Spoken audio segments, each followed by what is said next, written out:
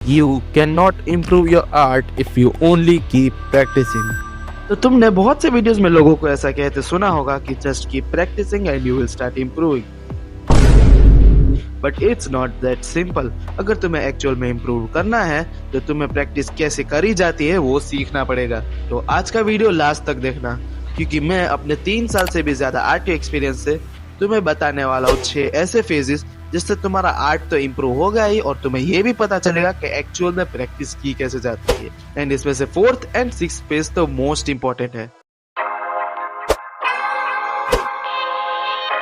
तो मैं भी तुम्हारी तरह कुछ टाइम पहले एक ऐसे फेज पे था जहाँ पे मैं प्रैक्टिस तो काफी कर रहा था लेकिन इम्प्रूवमेंट बिल्कुल भी नहीं हो रही थी। और ऐसे ही पॉइंट पे बहुत सारे आर्टिस्ट गिव अप कर लेते हैं, बट यही वो टाइम है जहाँ पे तुम्हें अपना दिमाग यूज करना है। तो जब भी तुम प्रैक्टिस करने बैठो कुछ टाइम अपने रेफरेंस को ऑब्जर्व करने में डालो।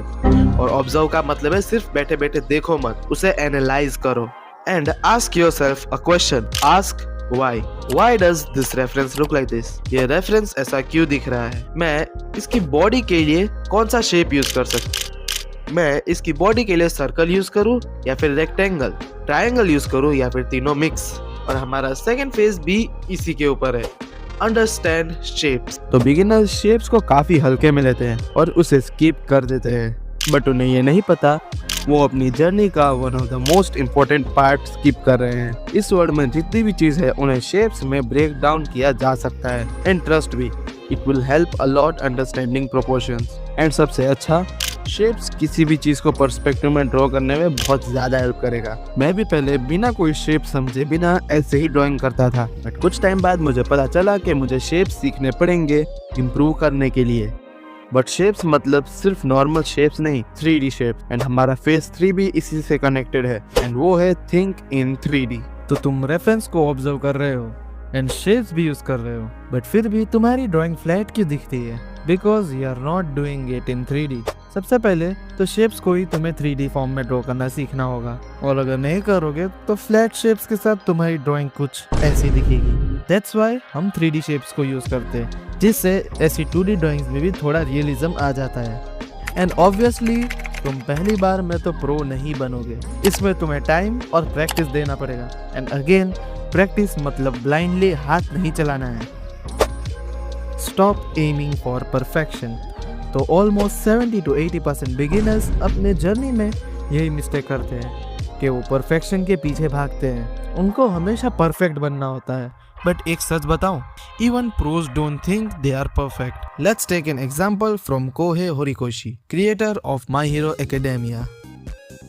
तो ये MHA के वॉल्यूम 1 का कवर है जो काफी अच्छा है। बहुत से लोगों को ये बेस्ट एंड परफेक्ट लगेगा। अब देखो वॉल्यूम नंबर 25 एंड 40 का कवर। तुम सोचो अगर होरिकोशी सेंसे इसे परफेक्ट सोचते तो क्या वो इस लेवल पे पहुंच पाते?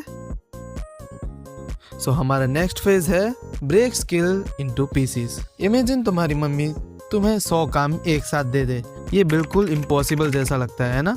बट अगर वो तुम्हें सिर्फ एक काम दे तो तुम उसे पिछले के कंपैरिजन में ज्यादा इजीली कर पाओगे। Same thing is with art. तुम anatomy, faces, eyes, nose, perspective सब एक साथ सीखने की कोशिश करोगे तो तुम्हें बहुत ज्यादा कंफ्यूजन होगी। तो इसे सॉल्व करने के लिए तुम इसे पीसेस में डिवाइड करो।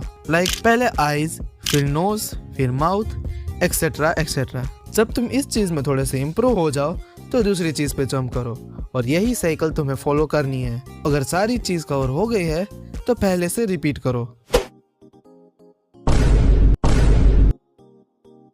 देखो, आर्ट इम्प्रूव करने में बहुत टाइम लगता है। It took years for pros to reach that level. तुम्हें भी लगेगा time. You have to be patient. तुम्हें रोज प्रैक्टिस करना पड़ेगा। Even 10 minutes is enough. But अगर तुम महीने में 1-2 बार प्रैक्टिस करोगे, then it will slow you down. Still तुम improve करोगे, but तुम्हारी प्रोग्रेस काफी slow and lazy होगी। That's why you should practice every day, even if it's just 10 minutes. तो ये थे वो 6 फेजेस जो तुम्हारे आर्ट और प्रैक्टिस करने का तरीका जरूर इम्प्रूव करेंगे। चलो, तुमने इम्प्रूव कैसे करते हैं वो तो सीख लिया, कलरिंग भी तो इम्प्रूव करनी पड़ेगी। और मैं जानता हूँ तुम में से बहुत लोग चीप कलर्स ही यूज करते हो। उसके लिए तुम्हारे स्क्रीन पे जो वीडियो आ रही है उसे देखो। मैं तुम्हें वही मिलता हूँ। आज की वीडियो के लिए इतना ही। See you in the next one.